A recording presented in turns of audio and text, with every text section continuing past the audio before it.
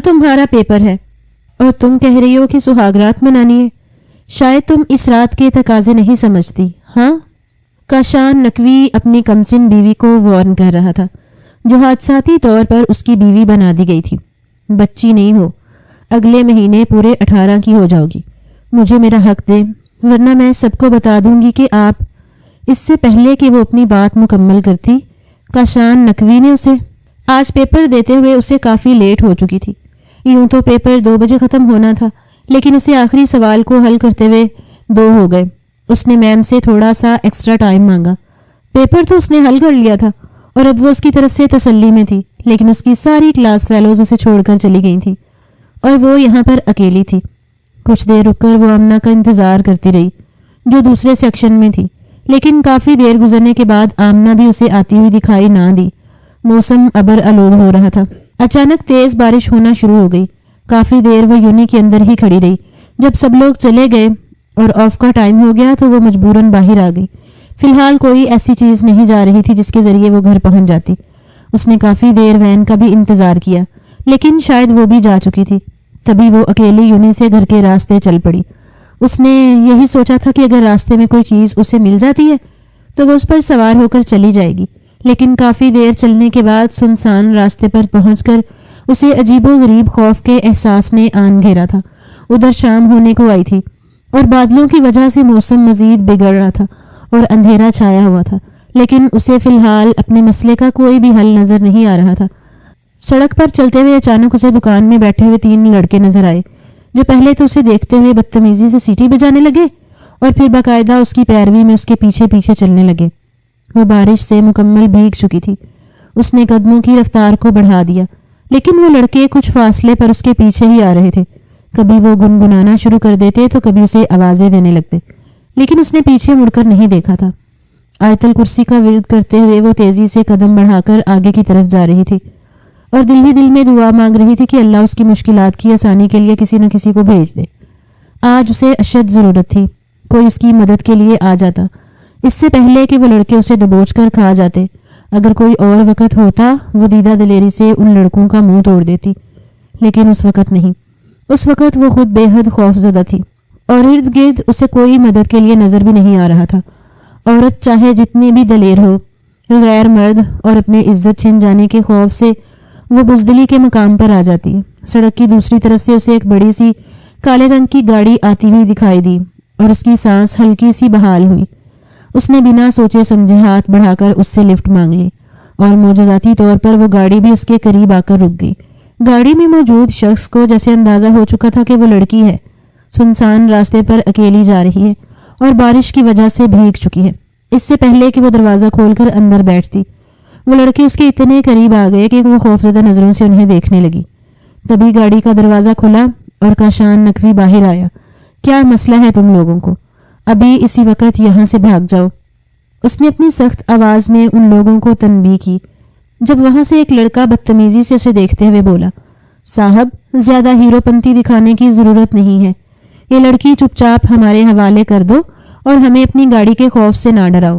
کاشان نے ایک نظر ان سب کو دیکھا جن کی عمر تقریباً 20 سال تھی، لیکن وہ اپنی ہوس میں اندھے ہو کر اس لڑکی کا پیچھا کر رہے تھے جو وہ مشکل سے 18 سال کی تھی اور خوف و ہراس سے لڑکوں کو دیکھتے ہوئے مدد طلب نظروں سے کاشان کو دیکھ رہی تھی. اس سے پہلے کہ کاشان کچھ بھی کہتا اس نے جلدی سے دروازہ کھولا اور جم کر گاڑی میں بیٹھ گئی جیسے اسے یقین ہو کہ وہ یہاں پر محفوظ ہے، لیکن باہر موجود لڑکے اسے نوچ کر کھا جائیں گے یا پھر اپنے ساتھ گھسیٹ کر لے جائیں گے. کاشان گاڑی میں دروازہ کھول کر جھکا اور تھوڑی دیر کے بعد جیسے ہی وہ باہر نکلا وہ لڑکے اسے دیکھتے رفو چکر ہو گئے. وہ اس سے خوف زدہ تھے یا نہیں، لیکن اس کے ہاتھ میں موجود گن سے خوف زدہ ہو چکے تھے. لالچ سے زیادہ ان کی زندگی ان کے لیے اہم تھی. اگر زندگی رہتی تو لڑکیاں بھی آتی جاتی رہتی. سڑک سے وہ یوں غائب ہوئے تھے جیسے گدھے کے سر سے سینگ. وہ گاڑی کے اندر آ کر بیٹھ گیا. تبھی اس لڑکی نے اسے ایک نظر دیکھا اور پھر نظریں جھکا لیں. وہ اس کا شکریہ ادا کرنا چاہتی تھی لیکن اس میں اتنی ہمت نہیں تھی. کہاں جانا ہے آپ کو؟ وہ سنجیدگی سے لڑکی کو بنا دیکھے مخاطب ہوا تو وہ اسے اپنے گھر کے بارے میں بتانے لگی. اسے کافی لیٹ ہو چکی تھی لیکن وہ جلد سے جلد اپنے گھر چلی جائے. گاڑی ابھی تھوڑی ہی دور بڑھی تھی جب ایک قدم سے ہی گاڑی میں پڑے ہوئے موبائل کی گھنٹی بجی اور نمبر اٹینڈ کرتے ہوئے ایک وارننگ بھری آواز گاڑی میں گونجی۔ باس، کافی دیر سے ایک لڑکی آپ کا پیچھا کر رہی ہے۔ آپ کو فوری طور پر اپنی حفاظت کے لیے یہاں سے متبادل راستہ اختیار کرنا چاہیے۔ اس کی بات سنتے ہوئے کاشان نے ایک نظر شیشے میں دیکھا۔ واقعی یہ گاڑی اس کا تیزی سے پیچھا کر رہی تھی۔ وہ شہر کا مشہور جانا مانا بزنس ٹائکون تھا اور سیاست میں بھی اچھا خاصا نام رکھتا تھا۔ شاید اسی وجہ سے لوگوں میں دشمنیوں کا بھی آغاز ہو چکا تھا اسے لے کر۔ بس آپ پلیز یہاں سے ٹرن لے لیں اور ڈرائیو کرتے رہیں۔ تھوڑی دیر کے بعد گارڈز آپ کو گھیر لیں گے۔ ایک بار پھر گاڑی میں وہ آواز گونجی تو اس نے پریشانی سے گاڑی کو موڑا اور ٹرن لے لیا، اور پاس بیٹھی لڑکی کی دل کی دھڑکنیں تیز ہوئی تھیں۔ یہ آپ مجھے کہاں لے کے جا رہے ہیں؟ مجھے پلیز گھر لے جائیں، مجھے گھر اتار دیں، میری ماں اور بھائی بہت پریشان ہوں گے۔ اس سے پہلے ہی اپنی پریشانی کھائے جا رہی تھی اور اب اس لڑکے نے گاڑی متبادل راہوں پر موڑ لی تھی۔ اسے مسلسل پیچھے سے کوئی ہدایت ملتی جا رہی تھی اور اس نے وہ گاڑی ان راستوں پر ڈالنا شروع کر دی۔ گاڑی کی سپیڈ اتنی تیز تھی کہ سیٹ بیلٹ لگائے رکھنے کے باوجود وہ سنبھل نہیں پا رہی تھی۔ آپ پلیز مجھے اپنے ساتھ لے کر مت جائیے۔ آپ ایسا کریں کہ مجھے ابھی اتار دیں، میں خود ہی گھر چلی جاؤں گی، لیکن مجھے اپنے ساتھ لے کر مت جائیے۔ وہ مسلسل اس سے منت سماجت کر رہی تھی اور وہ اس کی بات نہیں سن رہا تھا۔ وہ اچھی طرح جانتا تھا کہ اگر وہ اس وقت اسے یہاں سے نکال دے تو اسے شوٹ کرنے میں وہ ایک لمحہ بھی نہیں لگائیں گے، لیکن وہ ایسا نہیں چاہتا تھا۔ اپنے ساتھ موجود لوگوں کی عزت کی اور جان کی حفاظت کرنا وہ خود پر فرض سمجھتا تھا۔ تھوڑی دیر کے بعد وہ ایک مین روڈ نما سڑک پر موجود تھے جس کے آس پاس بے انتہا رش تھا۔ تب اسے بتایا گیا کہ اب وہ خطرے سے مکمل طور پر باہر ہے۔ اس سب کی انویسٹیگیشن وہ بعد میں کرتا، لیکن پہلے وہ اس لڑکی کے مقابلے سے نپٹنا چاہتا تھا جس نے پورا راستہ اس کا باقاعدہ طور پر سر کھایا تھا۔ مجھے پلیز گھر چھوڑائیں، خدا کے لیے۔ اس نے اپنے دونوں ہاتھ اس کے سامنے جوڑ دیے۔ وہ اسے اتنا ہی معصوم لگ رہی تھی کہ اسے بے اختیار ہی اس پر ترس آیا۔ شاید وہ بہت خوفزدہ تھی کہ اس کے گھر والے اس کے ساتھ کیسا سلوک کریں گے، لیکن اس میں غلطی اس کی نہیں تھی، غلطی کاشان کی بھی نہیں تھی۔ شاید مقدر کو کچھ ایسے ہی منظور تھا۔ وہ اب گاڑی میں بیٹھی ہوئی مسلسل رو رہی تھی، لیکن کاشان اسے سمجھا رہا تھا کہ اگر وہ اس وقت اسے اتار دیتا تو یقیناً اس کی جان کو خطرہ تھا، لیکن اپنی جان سے زیادہ اسے اس وقت اپنے گھر والوں کا خوف تھا۔ شاید اسی لیے وہ اتنے خوف کے عالم میں تھی، جبکہ وہ بے بس اسے دیکھتا ہوا ڈرائیو کر رہا تھا۔ اس وقت عزیزہ بیگم کی بری حالت تھی۔ 2 بجے اس کا پیپر ختم ہو جانا تھا، لیکن اب 6 بج چکے تھے۔ وہ گھر نہیں آئی تھی۔ انہیں پریشانی نے آن گھیرا۔ انہوں نے ایک بار مجاہد کو بھی بھیجا تھا، لیکن مجاہد نے انہیں جا کر یہی بتایا کہ وہ چلی گئی ہے، کیونکہ آج اسے لیٹ ہونے کی وجہ سے اس کی وین اسے چھوڑ کر چلی گئی تھی۔ کافی دیر وہ یونی کے ارد گرد اسے ڈھونڈتا رہا، لیکن وہ نہیں ملی تھی، اور پھر وہ گھر آ گیا۔ عزیزہ بیگم کا تو رو رو کر برا حال تھا۔ ان کے بس 2 ہی بچے تھے۔ آج 4 سال ہو چکے تھے انہیں بیوگی کی زندگی گزارتے ہوئے۔ 2 بچوں میں اقدس بڑی تھی، جبکہ مجاہد ان کا چھوٹا بیٹا تھا۔ اقدس کی عمر تقریباً 18 سال تھی اور مجاہد اس سے 2 سال چھوٹا تھا۔ 4 سال پہلے احمد صاحب کا انتقال ہو گیا اور وہ لوگ بے سہارا رہ گئے، لیکن اس کے باوجود انہوں نے ہمت نہیں ہاری تھی اور وہ اپنے بچوں کی تعلیم کو جاری رکھتے ہوئے انہیں پڑھا رہی تھی۔ لیکن اب ایک انجانے خوف نے انہیں آن گھیرا تھا۔ دوسری طرف ان کی نند اور اقدس کی پھپھو نسرین بیگم نے بھی آ کر گھر سر پر اٹھا دیا۔ ان کے تو وہم و گمان میں بھی نہیں تھا کہ آج نسرین بیگم ان کے گھر آ جائے گی۔ ارے بھابھی، میں نے تمہیں کہا بھی تھا کہ بھیا کے بعد انہیں گھر پر ہی بٹھا دو، لیکن تم نے میری ایک بات نہیں مانی۔ اب دیکھ لو، اب 6 ہونے کو آئے ہیں اور تمہاری بچی کا کوئی اتا پتہ نہیں ہے۔ وہ اپنی عادت کے مطابق پھنکارتے ہوئے مزید زہر انڈھیل رہی تھی، جب عزیزہ بیگم ان کی باتوں سے مزید پریشان تھی، لیکن پھر بھی وہ انہیں تسلی دے رہی تھی۔ ان کا دل کہتا تھا کہ ان کی بیٹی کچھ بھی برا نہیں کر سکتی۔ آپ پریشان کیوں ہوتی ہیں آپا؟ وہ تھوڑی دیر میں آ جائے گی، ہو سکتا ہے کہ کوئی ایکسٹرا کام نکل آیا ہو۔ انہوں نے اپنی بیٹی کے دفاع میں بولنا چاہا تو وہ مزید بھڑک اٹھی۔ ارے ہمیں پڑھاتی ہو، تم کون سے ایسے کام ہوں گے جو اب تک کر رہی ہو وہ؟ اور عزیزہ بیگم ان کی بات سن کر خاموش ہو گئی۔ تبھی دروازے کے سامنے گاڑی رکی اور نسرین بیگم بے قراری سے اٹھی۔ انہیں یوں محسوس ہوا جیسے ان کا بیٹا طاہر آ گیا ہو۔ وہ اور طاہر آج شادی کی ڈیٹ لینے آئے تھے، کیونکہ آج اس کا 2nd لاسٹ پیپر تھا اور اب وہ لوگ چاہتے تھے کہ اس کی شادی کر دی جائے۔ نسرین بیگم کو اپنی زندگی میں ہی اپنا بھائی بیٹی کا رشتہ دے کر گیا تھا اور ان کی زندگی میں ہی ان کا نکاح کر دیا گیا۔ وہ طاہر کی منکوحہ تھی اور اب وہ لوگ رخصتی چاہتے تھے۔ عزیزہ بیگم کے بس میں کچھ بھی نہیں تھا، انہوں نے تو بس خاموش تماشائی کا کردار ادا کرنا تھا۔ دروازے سے جھانکتے ہوئے جو ہی انہوں نے دیکھا تو ان کے قدموں تلے سے زمین نکل گئی۔ بڑی سی مرسڈیز سے نکلتا ہوا ایک شخص، اور پھر اس کی جانب سے اس نے دروازہ کھولا تو وہ باہر نکل آئی۔ انہوں نے اسی وقت ہی سینہ پیٹ ڈالا، اس شخص کا لحاظ کیے۔ یہ لو بھابھی، ابھی تم کہہ رہی تھیں کہ تمہیں اپنی بیٹی پر بھروسہ ہے، لو آ گئی گل کھلا کے۔ ارے بیٹا، اور کچھ نہیں تو ماں کے بھروسے کا تو خیال کر لیتی۔ جہاں انہیں دیکھ کر اقدس کے چہرے کا رنگ بدلا تھا، وہی ان کی بات سن کر اس شخص کو بھی عجیب لگا۔ کاشان نے ناگوار نظروں سے اسے دیکھا۔ اس نے ایک نظر گھر کے نمبر پلیٹ پر ڈالی اور واپس پلٹ آیا۔ اسے اچھا نہیں لگا تھا ان لوگوں کے مابین بولنا، یہ ان کا ذاتی مسئلہ تھا۔ تبھی نسرین بیگم آگے بڑھی اور اسے بازو سے کھینچتے ہوئے گھر کے اندر لے گئی۔ کچھ دیر تو کاشان وہیں کھڑا دیکھتا رہا اور پھر گاڑی گھما دی۔ کدھر تھی تم؟ کب سے میں تمہارا انتظار کر رہی ہوں۔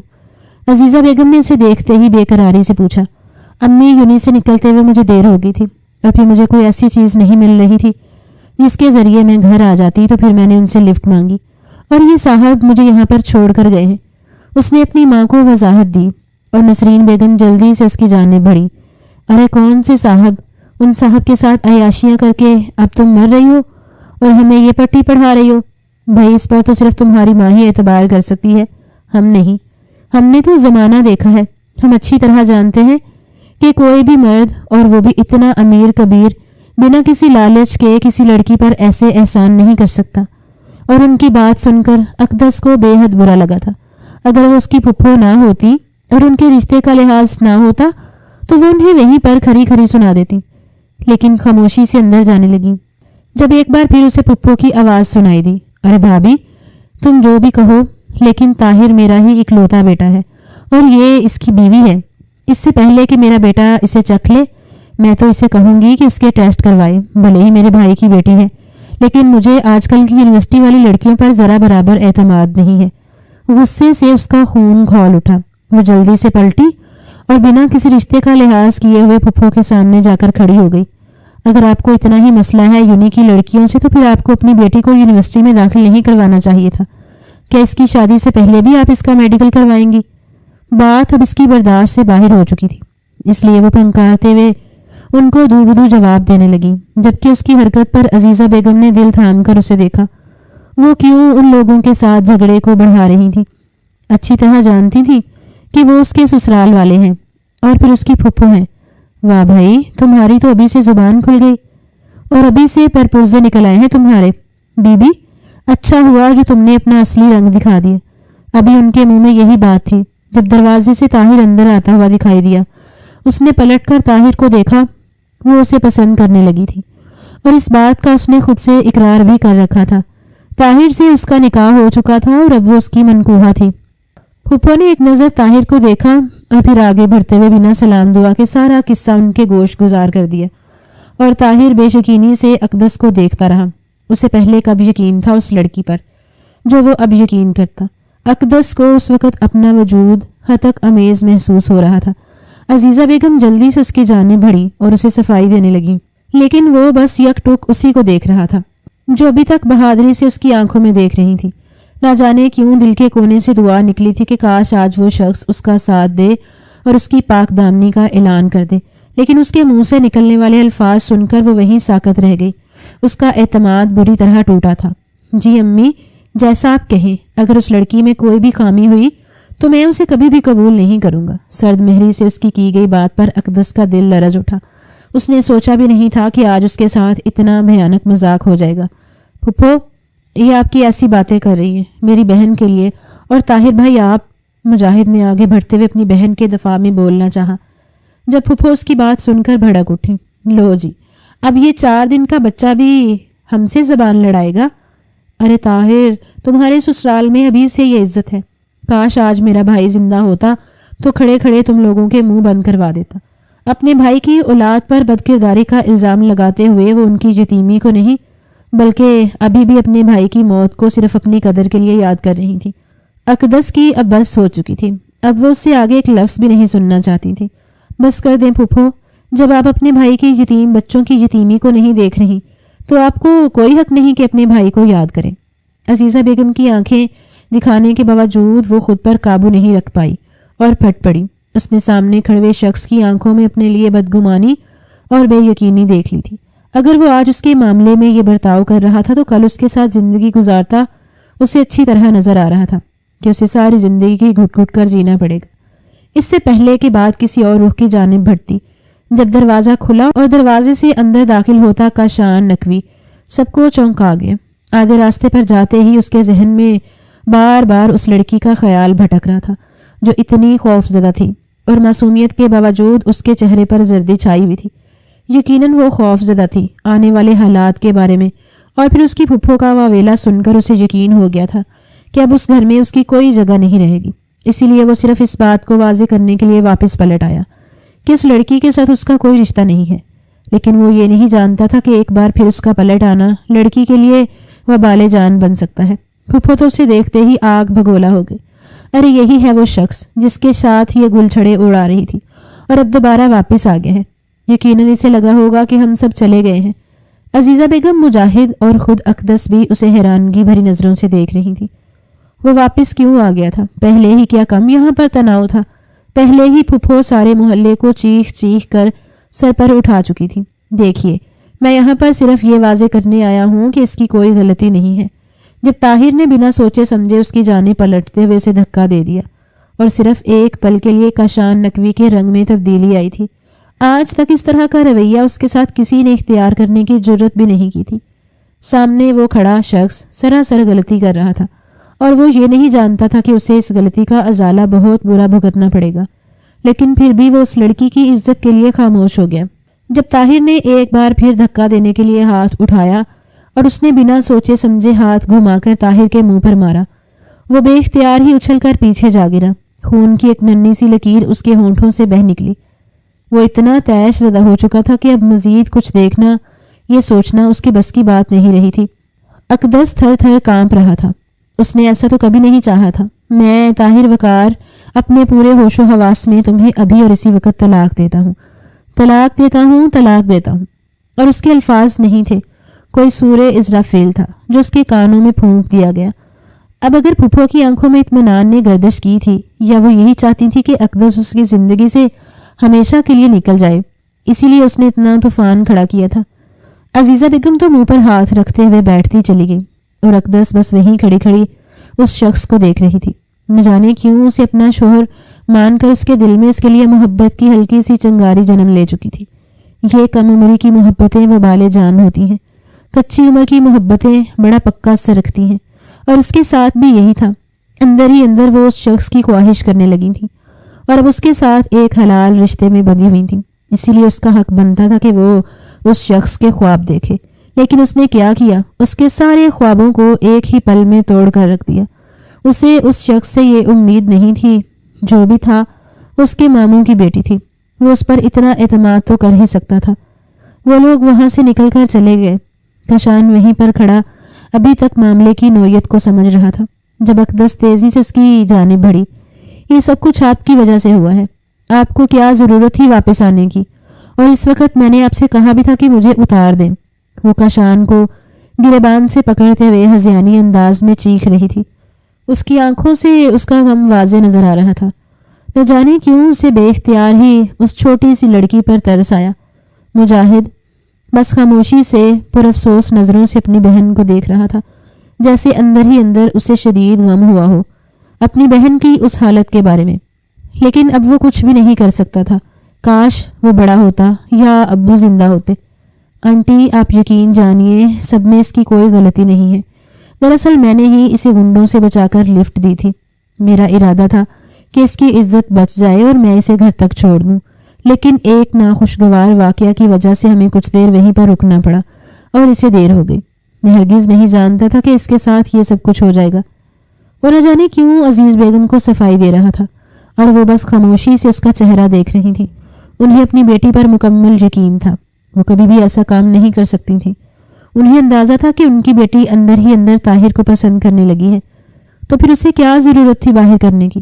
کوئی بات نہیں بیٹا، شاید یہ سب کچھ ہمارے نصیب میں لکھا تھا۔ ان کا لہجہ شکست زدہ تھا، جیسے ایک ہار نے ان کو عاجز کر دیا ہو۔ وہ اچھی طرح جانتی تھیں کہ اب محلے میں کوئی بھی نورین بیگم کی باتوں کے بعد اقدس کا رشتہ لینے کے لیے راضی نہیں ہوگا، اور پھر یہ بات کہ کسی شخص کی وجہ سے اس کے منگیتر نے اسے کھڑے کھڑے طلاق دے دی ہے۔ میں ابھی اور اسی وقت اقدس سے نکاح کرنا چاہتا ہوں، آپ قاضی کو بلا لیجیے۔ نہ جانے اس نے کیا سوچ کر کہا تھا، اور عزیزہ بیگم مشکور نظروں سے اسے دیکھنے لگی۔ ان کے پاس اب اس کے علاوہ اور کوئی چارہ بھی نہیں تھا۔ ہو سکتا ہے کہ وہ انکار کر دے، لیکن اب نہیں، اب اس کی گنجائش نہیں تھی۔ اگر وہ انکار کر دیتی تو ان کی بچی کی زندگی تباہ ہو جاتی۔ اور اقدس بس بے یقینی سے اس شخص کو دیکھ رہی تھی۔ وہ کیوں اپنی زندگی اس کے لیے برباد کر رہا تھا؟ وہ پڑھا لکھا، ویل ایجوکیٹڈ بزنس مین تھا، اور اس کی حیثیت کے بارے میں وہ اسی وقت جان گئی تھی، لیکن وہ ایک معمولی حیثیت کی لڑکی تھی جس کے آگے پیچھے کوئی نہیں تھا، بس ایک بے سہارا ماں اور ایک چھوٹا بھائی۔ لیکن اپنی ماں کی آنکھوں میں امید کے دیے دیکھ کر وہ خاموش ہو گئی۔ اب مقدر اسے جس روز پر لے جاتا وہ چلنے کے لیے تیار تھی۔ نفرت کی ایک تیز چنگاری اس کی آنکھوں میں جلنے لگی۔ اسے اب طاہر نامی شخص سے نفرت ہو چکی تھی، جو اس پر اتنا بھی اعتماد نہیں کر پایا اور اسے کھڑے کھڑے رسوا کر دیا، تو وہ کیوں اس کا روگ لے کر اپنی زندگی برباد کر دے۔ تھوڑی دیر کے بعد گاؤں کے قاضی صاحب کو بلا لیا گیا، اور چند گواہوں کی موجودگی میں سادگی سے کشان نقوی نے اس سے نکاح کر لیا۔ اس نے عزیزہ بیگم کو کہہ دیا کہ کل وہ آئے گا اور باقاعدہ طور پر رخصتی کروا کے لے جائے گا، اور یہ رات اقدس کی اس گھر میں آخری رات تھی۔ عزیزہ بیگم بہت مطمئن تھی۔ اسے اس کے لہجے اور پرسنالٹی سے اندازہ ہو چکا تھا کہ وہ کتنے اچھے اخلاق و آداب کا مالک ہے اور ان کی بیٹی کو ہمیشہ خوش رکھے گا۔ وہ شخص جو صرف انسانیت کے ناطے اپنی زندگی کو داؤ پر لگا چکا تھا اور کھڑے کھڑے ایک بے سہارا لڑکی سے نکاح کر لیا، وہ کیسے اسے آدھے راہ میں چھوڑ سکتا تھا؟ اب ان کے پاس یقین کرنے کے لیے کوئی چارہ نہیں تھا۔ مجاہد بھی بہت خوش نظر آ رہا تھا۔ اتنا ہینڈسم بہنوئی۔ اسے شروع سے ہی اپنی پھپھو اور طاہر بھائی سے الرجی تھی، جو بس نام اور مطلب کے رشتہ دار تھے، جنہوں نے بس مطلب کی حد تک ان سے رشتہ رکھا اور پھر جب دل چاہا ان سے رشتہ توڑ دیا، جبکہ باقی رشتہ داروں نے تو اتنا کرنا بھی گوارا نہیں کیا۔ باپ کے مرنے کے بعد سارے رشتہ دار ہی مرتے چلے گئے۔ زندگی یہ سبق ضرور سکھا دیتی ہے کہ باپ کو دفناتے ہوئے سارے رشتہ داروں کی میت کو ان کے ساتھ دفنا دینا چاہیے، کیونکہ باپ کے چہرے پر مٹی کا آخری ذرہ ڈالنے سے پہلے سارے رشتہ دار خود بخود دم توڑ دیتے ہیں۔ کشان نکاح کرنے کے بعد گھر آ گیا۔ نہ جانے آج اس نے اتنی جلد بازی میں یہ فیصلہ کیوں کر لیا تھا، حالانکہ وہ اچھی طرح جانتا تھا کہ اس کی زندگی میں یہ فیصلہ کیا تبدیلی لا سکتا ہے۔ اپنا رہن سہن اس نے اسی شہر میں منتقل کر رکھا تھا اور یہاں پر اکیلا رہتا تھا، لیکن ایک مہینے میں ایک آدھا چکر وہ حویلی میں ضرور لگاتا، جہاں جانا بھی اس کے لیے لازم و ملزوم تھا۔ وہ پریشانی کی کیفیت میں صوفے پر بیٹھ کر پریشانی سے اپنی پیشانی مسل رہا تھا۔ اس نے یہاں پر اپنے ہی بلبوتے پر بنیاد رکھی، بزنس کی، اور پھر اس میں نام کماتا چلا گیا۔ وہ کوئی لاؤبالی عمر کا جوان نہیں تھا، بلکہ ایک بھرپور مرد تھا، اور جوانی کے اس حصے میں تھا جہاں ہر چیز کی سمجھ بوجھ اچھے طریقے سے ہوتی ہے۔ اس نے اب اس لڑکی سے نکاح کر لیا تھا اور اب اسے تمام معاملات کو بخوبی ہینڈل کرنا تھا۔ دوسرے روز اس نے صبح سویرے جلدی سے اٹھ کر ہلکی پھلکی شاپنگ کی۔ اپنے اس راز میں اس نے کسی کو بھی انوالو کرنا ضروری نہیں سمجھا۔ وہ فی الحال اس نکاح کو سب سے مخفی رکھنا چاہتا تھا۔ اس کا ارادہ صرف اور صرف ان لوگوں کی مدد کرنا تھا اور اس لڑکی کو عزت دے کر اس کی زندگی میں بدنامی کو دھونا۔ اس کے علاوہ اس کا کوئی مقصد نہیں تھا۔ اس نے ہلکی پھلکی شاپنگ کی اور گاڑی کا رخ سیدھا عزیزہ بیگم کے گھر کی جانب موڑ دیا۔ دروازے پر پہنچ کر اس نے دستک دی تو جیسے وہ لوگ اس کے منتظر تھے۔ مجاہد نے دروازہ کھولا اور اسے دیکھ کر وہ کھل اٹھا۔ جانے کیوں، انہیں اندر ہی اندر اندیشہ تھا کہ ہو سکتا ہے وہ واپس لوٹ کر نہ آئے، لیکن وہ اب ان کے سامنے کھڑا تھا۔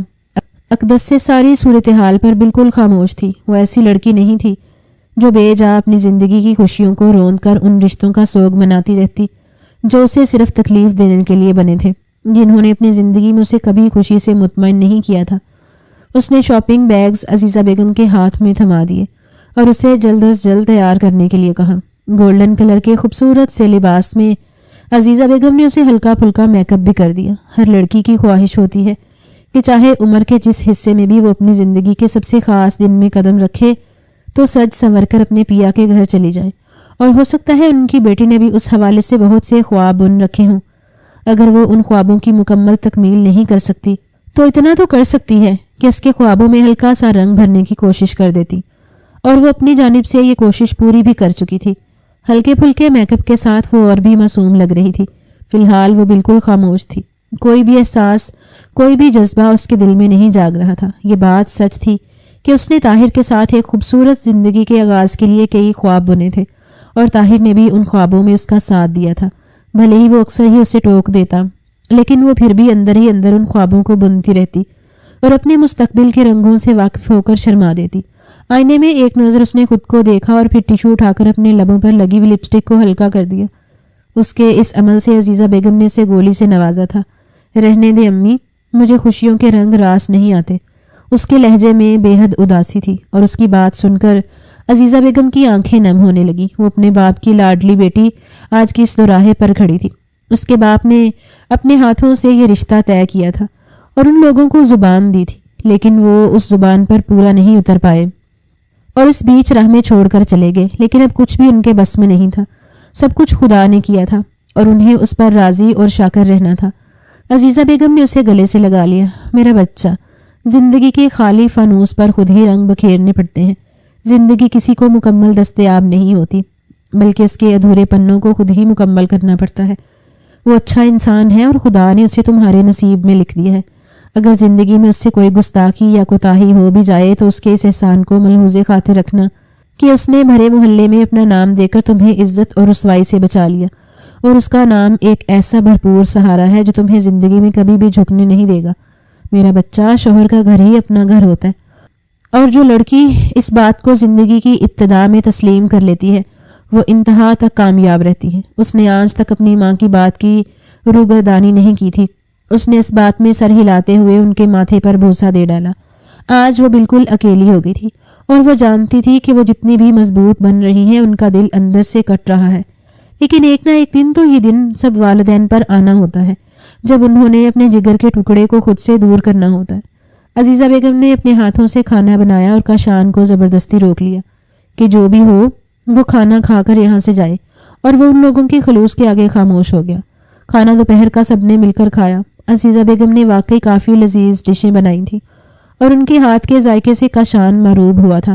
آنٹی، صرف آپ ہی اتنا لذیذ کھانا بنا لیتی ہیں یا آپ کی بیٹی بھی؟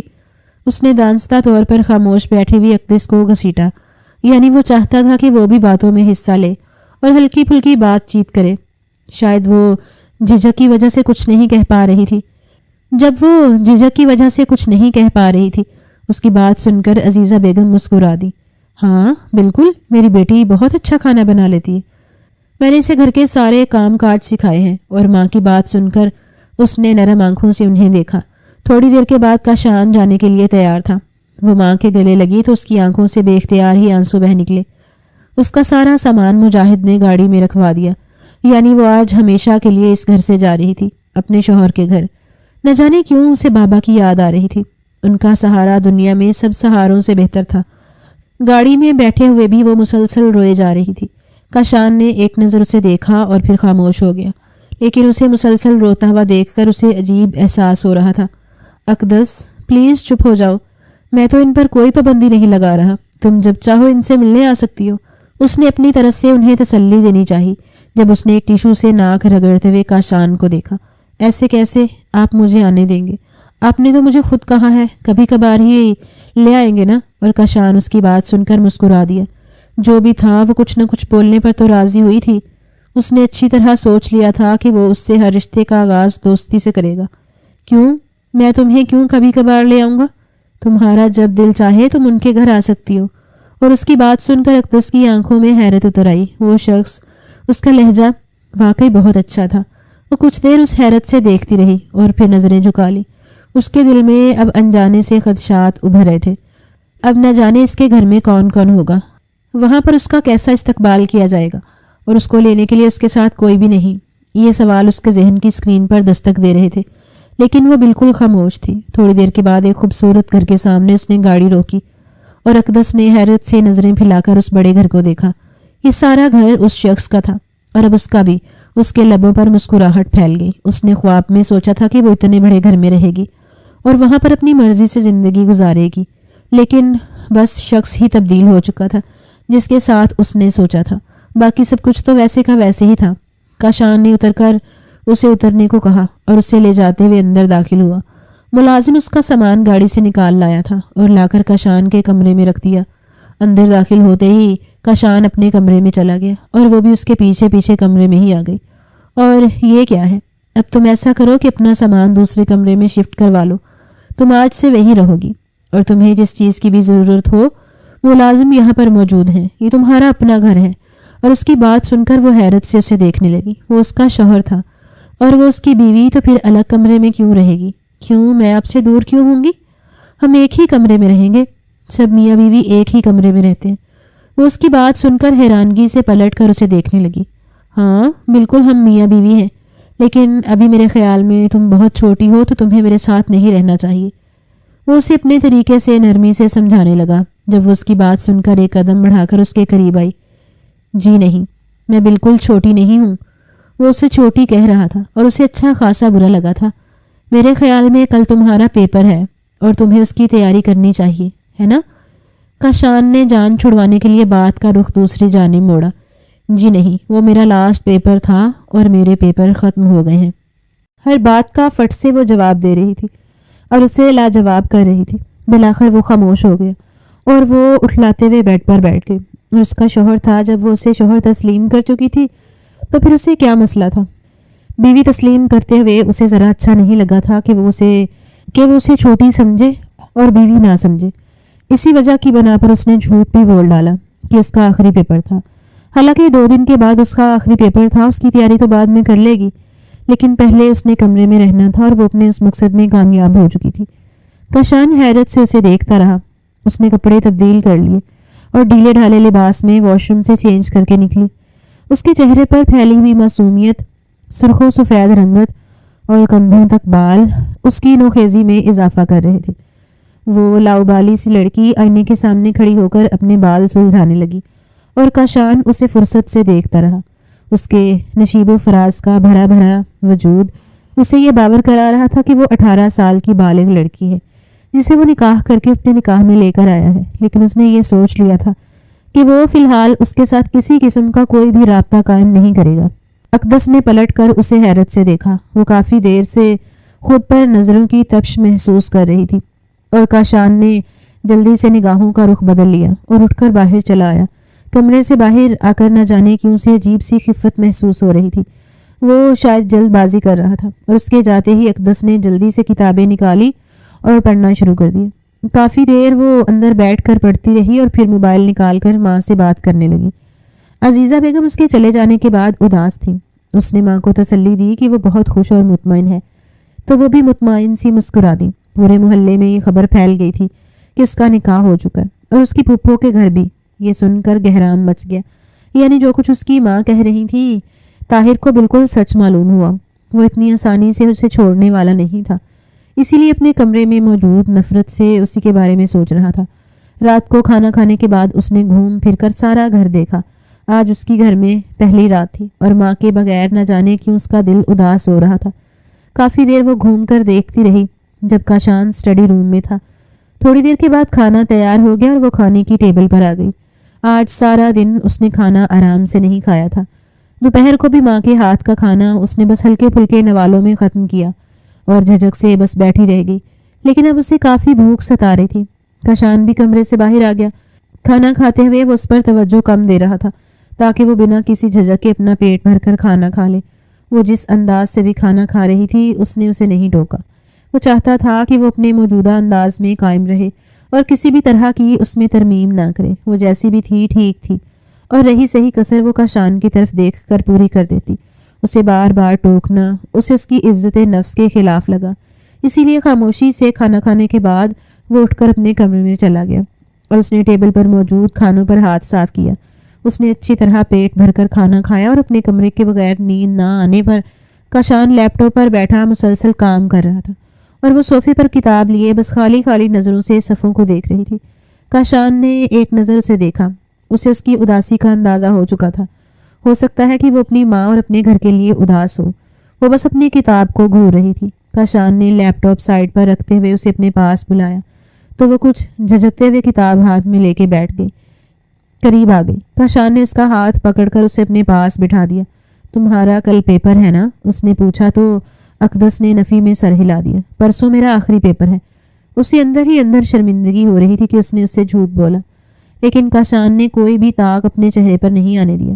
اس نے اسے اپنے پاس بٹھا لیا اور اس کی کتاب کو دیکھنے لگا۔ وہ ہلکی پھلکی باتیں کرتے ہوئے اسے اپنی باتوں میں لگا کر اس کے ذہن کو الجھا رہا تھا۔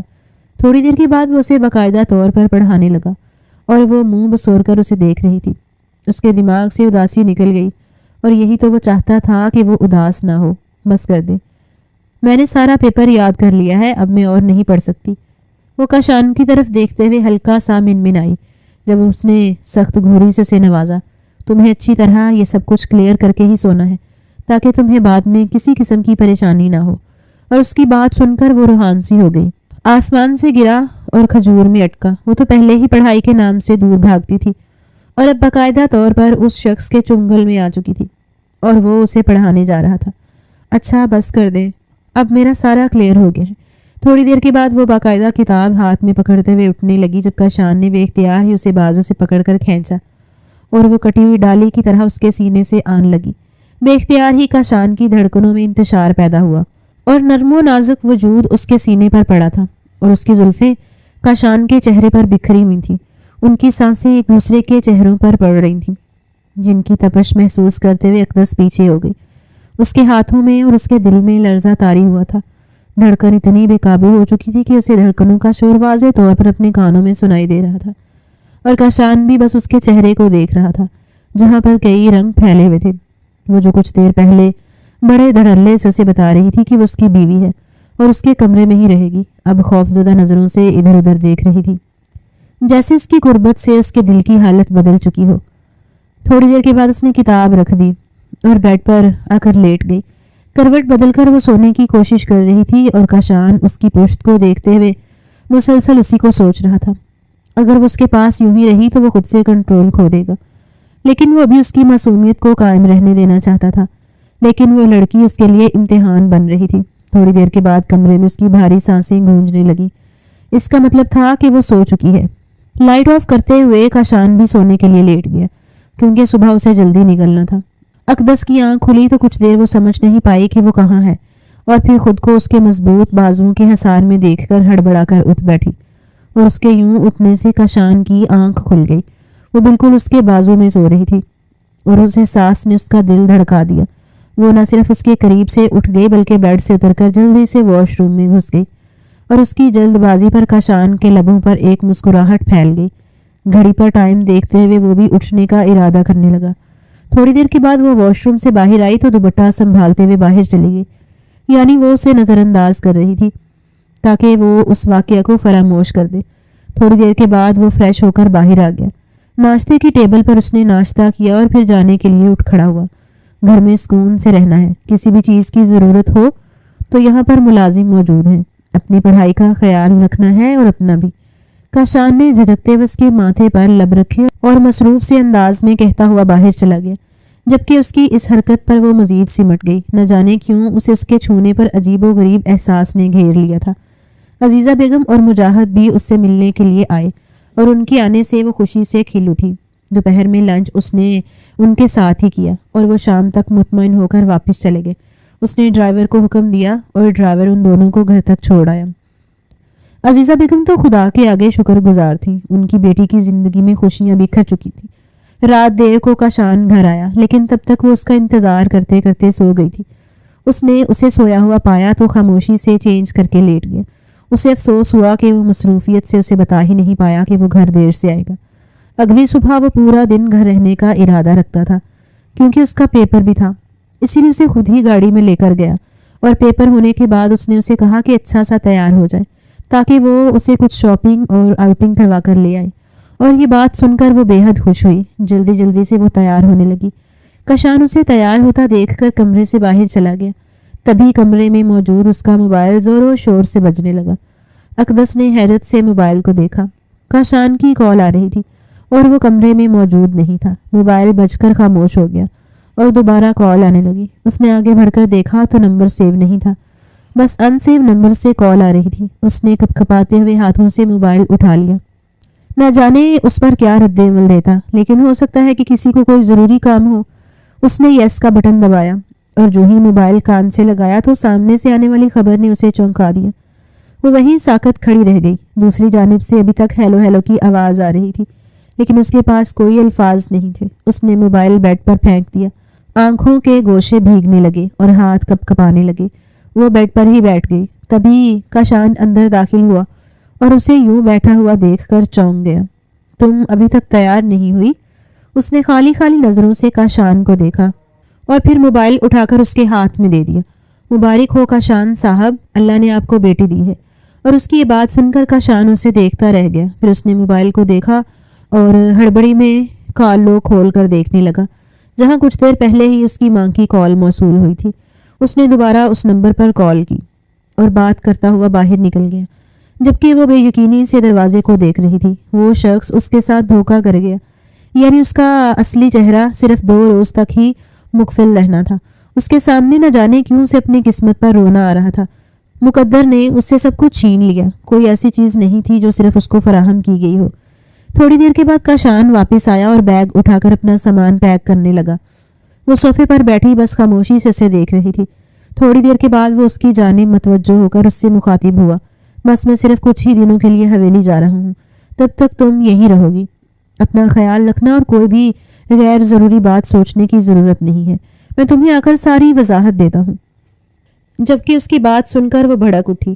مجھے آپ کی وضاحتوں کی ضرورت نہیں ہے۔ آپ نے میرے ساتھ دھوکہ کیا ہے۔ مجھے آپ کی شان و شوکت اور پیسوں کی بھی ضرورت نہیں ہے۔ اور چیخ کر کہتے ہوئے وہ باہر چلی گئی۔ کاشان نے افسوس سے اسے جاتے ہوئے دیکھا، لیکن اس کے بس میں کچھ نہیں تھا اور نہ ہی اب وہ یہاں بیٹھ کر اسے تسلی اور دلاسا دے سکتا تھا۔ وہ گاڑی نکال کر چلا گیا اور جاتے ہوئے ملازموں کو اس بارے میں خصوصی ہدایات دے کر گیا تھا، جبکہ وہ واپس آ کر کمرے میں روتی رہی۔ وہ کس سے ذکر کرتی ہے کہ وہ شخص اس کے ساتھ دھوکہ کر چکا تھا؟ اس نے تو خواب و خیال میں بھی نہیں سوچا تھا کہ یہ خوشی اسے اتنا کم میسر آئے گی۔ تبھی اسے اپنے موبائل پر کال موصول ہوئی۔ پریشانی سے اس نے موبائل اٹھایا اور کان سے لگا لیا۔ جب موبائل سے طاہر کی آواز سن کر اس نے موبائل کان سے ہٹا کر موبائل کو دیکھا۔ آپ کی ہمت کیسے ہوئی مجھے کال کرنے کی؟ آپ شاید جانتے نہیں ہیں کہ اب میں آپ کی منکوہا نہیں رہی۔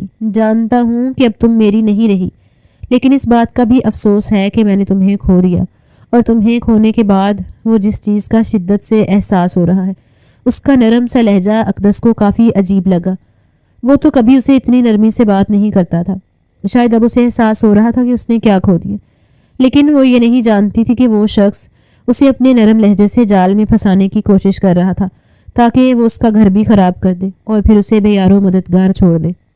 مجھے آج کے بعد کال مت کیجیے گا پلیز، اس نے عاجز آتے ہوئے اسے کہہ دیا، جب اس نے اسے اپنی باتوں سے قائل کرنا چاہا کہ وہ اس کا شوہر نہ صحیح لیکن کزن اور دوست تو ہے نا، کم سے کم وہ اس سے کچھ وقت کے لیے بات تو کر سکتی ہے۔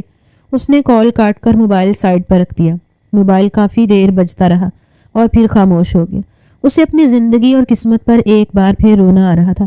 شام کو اس نے عزیزہ بیگم کو کال تو کی، انہیں روتے ہوئے ساری حقیقت سے آگاہ کر دیا، اور اس کی بات سن کر وہ بھی خاموش بیٹھی رہ گئی۔ ان کے پاس اس بات کا کیا جواب ہو سکتا تھا؟ یہ سب کچھ تو کاشان انہیں آ کے ہی بتا سکتا تھا، لیکن اسے یوں روتا دیکھ کر عزیزہ بیگم کا دل کٹ رہا تھا۔ وہاں جا کر کاشان نے اسے رابطہ کرنے کی کوشش کی تھی، لیکن اس نے اس سے کوئی بات نہیں کی، اور دوسرے روز بنا کسی کی توقع کے مطابق اس نے اپنا سامان پیک کیا اور ڈرائیور کے ساتھ اپنی ماں کے پاس چلی گئی۔ عزیزہ بیگم اسے دیکھ کر حیران ہوئی۔ تمہیں یہاں نہیں آنا چاہیے تھا جب تک تم کاشان سے اجازت نہیں لے لیتی۔ بس کر دیں امی، اب میں اور کتنا کسی کے سہارے رہوں گی؟ وہ شخص اپنی زندگی میں خوش ہے اور آپ نے مجبوری کی بنا پر مجھے اس کے سر پر مسلط کر دیا۔ وہ تو مجھے بس ہمدردی کے رشتے پر جوڑے رکھنا چاہتا تھا، اور اس رات میں نے ضد کر کے اس کے کمرے میں رہنے کے لیے اسے آمادہ کر لیا، ورنہ شاید وہ تو مجھے کبھی اپنی بیوی تسلیم ہی نہیں کر پاتا۔ اس کی بات سن کر عزیزہ بیگم خاموش ہو گئی۔ وہ مکمل ٹوٹ چکی تھی۔ 3 دن گزر گئے، لیکن کاشان سے اس نے کوئی بات نہیں کی تھی۔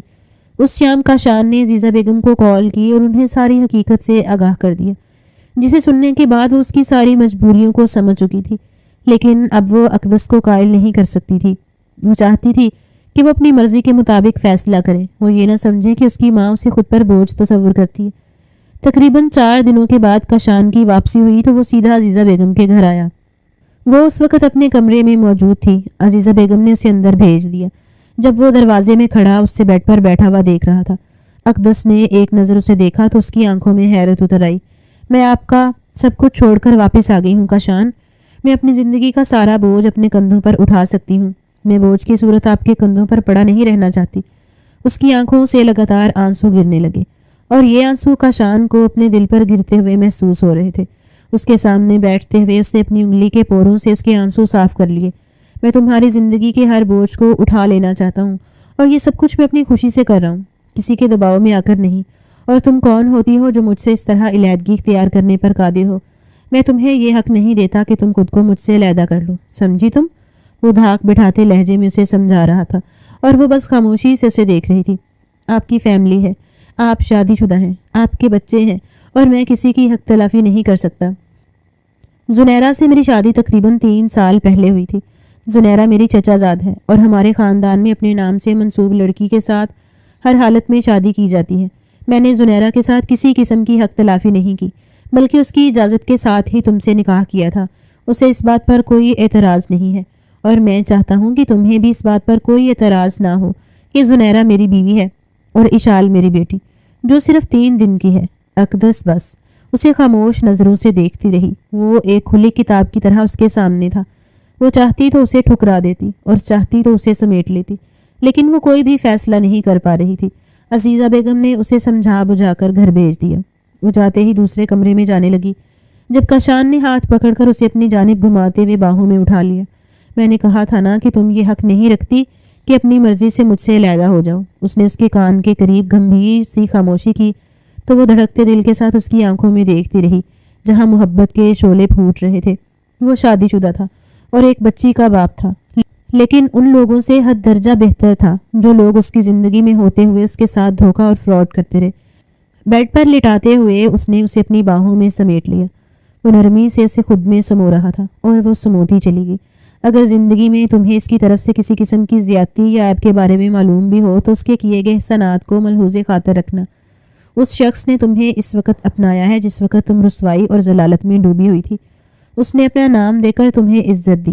عزیزہ بیگم کی آواز ابھی بھی اس کے کانوں میں گونج رہی تھی۔ اس نے مسکرا کر اس کی باہوں میں خود کو سپرد کر دیا۔ اس شخص کے ہوتے ہوئے اسے کسی کے سہارے کی ضرورت نہیں تھی، نہ طاہر کے خوابوں کی اور نہ ہی پھر اس کے لوٹ آنے کی اور نہ ہی کسی اور کی مداخلت کی۔ جب وہ اسے ساری رسوائی کے باوجود قبول کر چکا تھا تو پھر اسے کیوں آر محسوس ہوتی؟ اسے ایک جائز بیوی اور بچی کے ساتھ قبول کرتے ہوئے، اور زندگی اسی چیز کا مجموعہ ہے۔ وہ لوگ ہمیشہ اکیلے رہ جاتے ہیں جو کسی کو عیبوں کے باوجود قبول